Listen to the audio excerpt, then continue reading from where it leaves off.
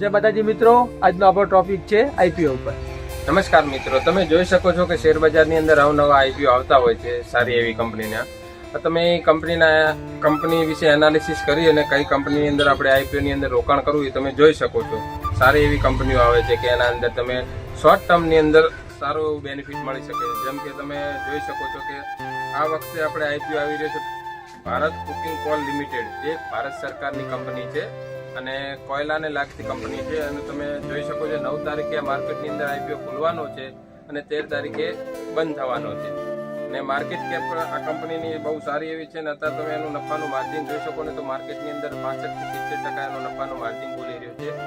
અને તમે જોઈ શકો છો કે આ કંપનીનો એક આઈપીઓ 13,800 રૂપિયાનો છે અને એની સામે 10,000 રૂપિયાનું વળતર બતાવે છે. તો તમે જોઈ શકો છો કે ખાલી અઠવાડિયાની અંદર આપણે બી શોર્ટ ટર્મની અંદર પૈસા રોકી અને આઈપીઓની અંદર ઇન્વેસ્ટ કરીએ અને જો આઈપીઓ આપણને લાગે તો સારું એવું બેનિફિટ મળી શકે છે.